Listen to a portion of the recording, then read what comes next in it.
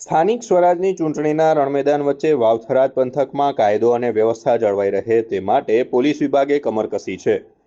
થરાદ ખાતે પોલીસ અધિક્ષક ચિંતન તેરૈયાએ જિલ્લાના તમામ ઉચ્ચ અધિકારીઓ સાથે એક મહત્વની બેઠક યોજી ચૂંટણીની તૈયારીઓની સમીક્ષા કરી હતી. એસપી ચિંતન તેરૈયાએ જણાવ્યું હતું કે આચારસંહિતા અમલી બનતા જ જિલ્લા પોલીસ સજ્જ થઈ ગઈ છે. 864 મતદાન કેન્દ્રો પર સુરક્ષાનું મેપિંગ પૂર્ણ કરાયું છે. સંવેદનશીલ વિસ્તારોમાં ડ્રોનથી સર્વેલન્સ કરવામાં આવી રહ્યું છે અને ફ્લેગ માર્ચ દ્વારા જનતામાં વિશ્વાસ જગાડવામાં આવી રહ્યો છે. ખાસ કરીને સરહદી પંથક હોવાથી આંતરરાજ્ય ચેકપોસ્ટ પર પણ લોખંડી પહેરો ગોઠવી દેવાયો છે.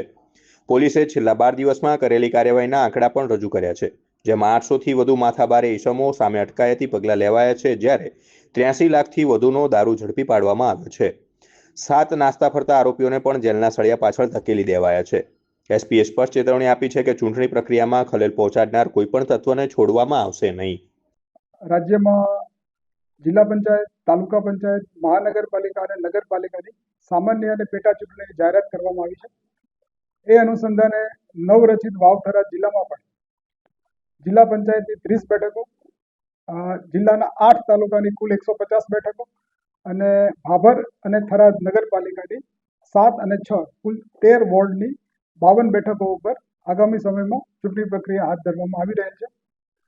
વાવ-થરાદ જિલ્લાની રચના થઈ પછી આ પ્રથમ સ્થાનિક સ્વરાજ્યની ચૂંટણીઓ છે.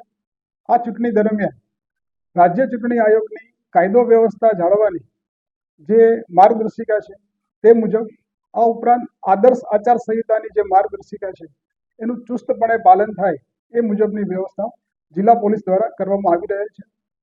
પ્રથમ તબક્કામાં જિલ્લા ચૂંટણી અધિકારી દ્વારા જિલ્લા પંચાયત, તાલુકા પંચાયત અને નગરપાલિકાના જે મતદાન કેન્દ્રો અને મતદાન મથકો નક્કી કરવામાં આવેલ છે એ મુજબ હાલ પૂરતા આ જિલ્લામાં કુલ 469 મતદાન કેન્દ્રો અને 864 જેટલા મતદાન મથકો એ નક્કી કરવામાં આવેલ છે.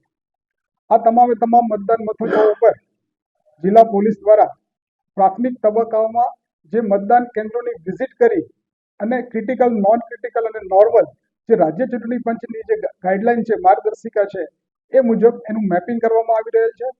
અને ખાસ કરીને જિલ્લાના એવા વલ્નરેબલ વિસ્તારો કે જ્યાં ભૂતકાળમાં ચૂંટણીલક્ષી બનાવો બનેલા છે, આ વિસ્તારોમાં તમામ નાગરિકો જે છે એ ભયમુક્ત વાતાવરણમાં પોતાના મતાધિકારનો ઉપયોગ કરી શકે અને સમગ્ર ચૂંટણી પ્રક્રિયા જે છે એ શાંતિપૂર્ણ માહોલમાં પૂર્ણ થાય એ માટે જિલ્લા પોલીસ દ્વારા કોન્ફિડન્સ બિલ્ડિંગ મેજર આ લેવામાં આવી રહ્યા છે.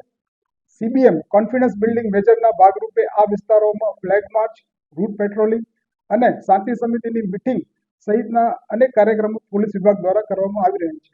આ ઉપરાંત જે રાજ્ય ચૂંટણી આયોગની જે માર્ગદર્શિકા છે અને જિલ્લા ચૂંટણી અધિકારી દ્વારા જે જાહેરનામા બહાર પાડવામાં આવેલા છે એ અનુસંધાને જિલ્લામાં જેટલા હથિયાર પરવાનેદારો છે તમામે તમામ હથિયાર પરવાનેદારોના હથિયાર જમા લેવાની કાર્યવાહી પૂર્ણ કરવામાં આવેલ છે.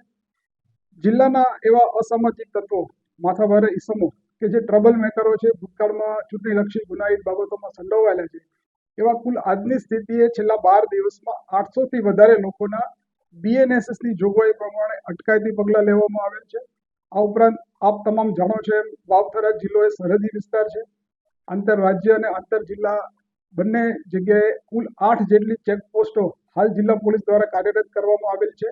અને છેલ્લા ચૂંટણી જાહેર થયાના 12 દિવસમાં જિલ્લા પોલીસ દ્વારા લગભગ 83 લાખનો મુદ્દામાલ જે અસામાજિક તત્વો તરફથી ગેરકાયદેસર જે પ્રોહિબિશનની પ્રવૃત્તિ કરતા હોય તો 83 લાખનો મુદ્દામાલ જપ્ત કરવામાં આવેલ છે.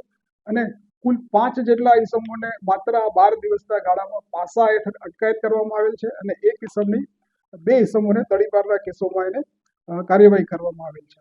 આ ઉપરાંત આવનારા સમયમાં જિલ્લાના તમામ નાગરિકો જે છે એ પોતાના બંધારણીય મતાધિકારનો એક શાંતિપૂર્ણ માહોલમાં ઉપયોગ કરી શકે અને સમગ્ર ચૂંટણી પ્રક્રિયા જે છે શાંતિપૂર્ણ વાતાવરણમાં પૂર્ણ થાય એ માટેના તમામ પ્રયાસો છે જિલ્લા પોલીસ દ્વારા કરવામાં આવી રહ્યા છે.